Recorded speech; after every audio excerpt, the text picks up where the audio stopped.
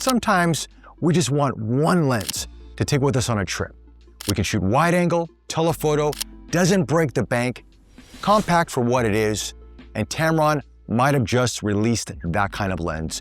The 25-200 f2.8 to 5.6. This is G2. Let's talk about it. Just to kick things off, I'm not paid or sponsored for this video. Tamron Singapore was very kind enough to loan me the lens. With that said, my thoughts and my thoughts only, and I'm testing it here on the Sony A9 III.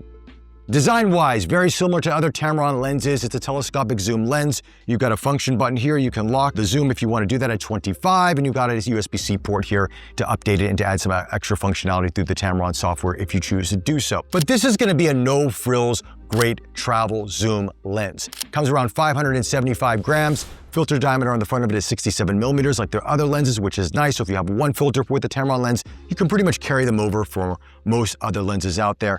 And it's got this plastic hood, and there you have it. So with that, let's get into performance, because that's what you want to know. Autofocus, it's quick. It's not probably going to be at the same level as a Sony G-Master Sports lens, but it's also not at that price point. But I didn't find any issue with focusing, tracking, nothing like that. And I was walking around Chinatown just taking some street photography, travel photography, how most people would use this lens. That's how I was testing it. And it was fine for everything. Even in video, I just did a little bit of vlogging, walking around, and it was great. No issues at all with that. 28 millimeters at f2.8, bang on. Very, very happy with that. At 200 millimeters, 5.6, awesome as well. But that leads us into the image quality on this. And that's where I think for the price point and what Tamron's offering, very sharp across the focal range, in my opinion. It's very well corrected, even shot against light with this lantern, and there was very minimal flare, and even had some ornament in front of a lamp to see if there's any sort of, purple or green fringing, and everything is very well controlled in this.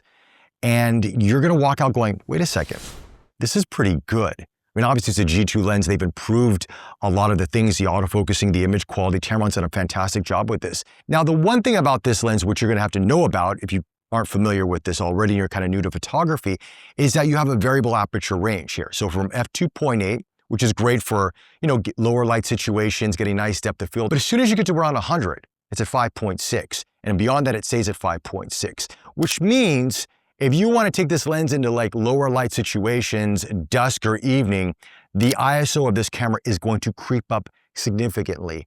And there were some images I had that I was around 10,250 shutter speed on this because I was trying to capture people moving around, and that ISO creeps up.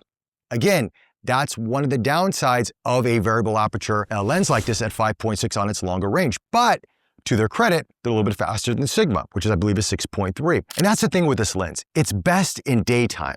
Okay, even like where I'm at right now, this is pretty okay. And I got a little bit of an overcast here in Singapore, but it lives in this type of element. Lower light, indoors, you're going to see it struggle with ISO performance. And as a result, your image might look a little bit mushy or a bit soft.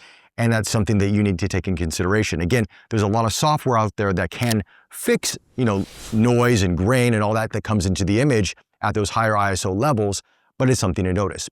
So what about macro capabilities on this? It's pretty decent, 1/1.9 magnification on this, and it's gonna be very nice for macro, but unfortunately is best at its wide angle. Any sort of zoom going in close, you lose a bit of that macro capability on this, which is a bit unfortunate. I wish Tamron would have given us a little bit more closer focusing down the focal range line, so even at 75, 100 millimeters, if we need it, we can get more macro shots. Unfortunately, you might see that struggling just a bit, but at 28, this is really, really nice. You can get very, very close. So, in a nutshell, for people that are buying this lens, they don't need to know about aperture blades and all these things. They just want a good lens to take with them on a trip that's not gonna cost a lot of money, and it could be that one lens they keep in their bag with their camera body. Maybe it might be an A7C, A7C2, A7CR. The user base for this lens just wants that one lens to take with them that's gonna capture the images that they need to on their trip or whatever it may be. And I think if you're in bright daylight, you're gonna be very happy. If you're gonna be in lower light situations, churches, temples, indoor scenarios, you may wanna opt for something a bit faster aperture. But for a lot of you out there, this can be more than good enough.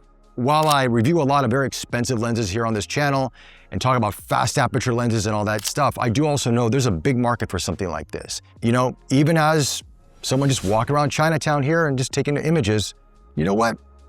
Tamron's made a pretty nice lens.